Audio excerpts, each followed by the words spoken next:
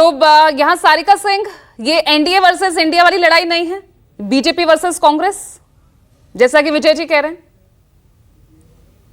हैं। देखिए पूजा जी, जो अभी 7 स्टेट्स के अंदर 13 जो चुनाव विधानसभा के चुनाव हो रहे हैं, चुनाव तो चुनाव होता है।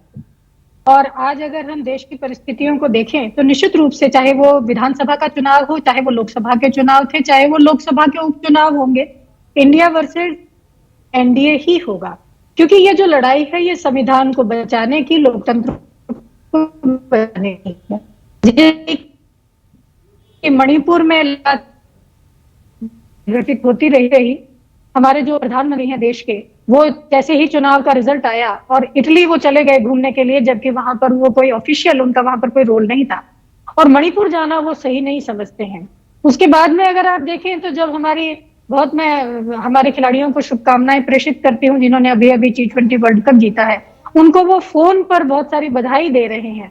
ओलंपिक में जो टीमें हमारी जा रही हैं उनके साथ बैठ करके उनको डिनर दे रहे हैं, उनके साथ फोटो खिंचा रहे हैं। लेकिन एक तरफ आप देखिए कि जब वही बहनें अपने अधिकारों के लिए जंतर मंतर पर महीनों अटकी रहती हैं, लड़ती रहती हैं, उस समय प्रधानमंत्री जी बाजू में जाकर के उनसे नहीं मिल सकते, और उन्हीं जिनके ऊपर वो आरोप लगा रहे थे उसी के बेटे को लोकसभा में टिकट तोड़ देते हैं। तो जो देश की राजनीति जिस तरीके से चल रही है, निश्चित रूप से हर एक चुनाव को संविधान बचाने की लड़ाई के तौर पर देखना होगा। और इंडिया गठबंधन निश्चित रूप से इसी तरीके से, इसी नजरिए से वो लड़ेगी। कैसे इंडिया गठबंधन? पंजाब में गठबंधन नहीं, आप अलग अलग मैदान में उतर रहे हैं। इस एक सीट के लिए भी आपने भी अपना उम्मीदवार मैदान में उतारा या नहीं उतारा? वेस्ट बंगाल में इंडिया गठबंधन नहीं है, हिमाचल में इंडिया गठबंधन नहीं है। कि इस पूरे देश के अंदर, पूरे देश में जो इंडिया गठबंधन की लड़ाई है वो इस देश के संविधान को बचाने की, और अभी तो यूपी का बाकी है, आप तो डिमांड रख रहे हैं सीट की, पता नहीं ये गठबंधन होगा भी नहीं। सारिका जी नहीं, मैं पूजा जी आपसे वही कह रही हूँ कि जो सबसे बड़ी लड़ाई है वो किसी एक स्टेट की लड़ाई या किसी एक सीट की लड़ाई नहीं है।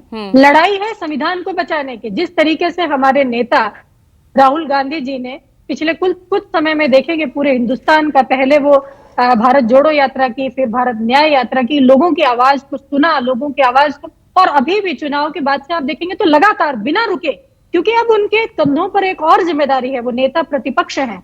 233 सीटों के साथ एक मजबूत विपक्ष इंडिया गठबंधन ने इस देश को दिया है, और ये एक बहुत अच्छा साइन है।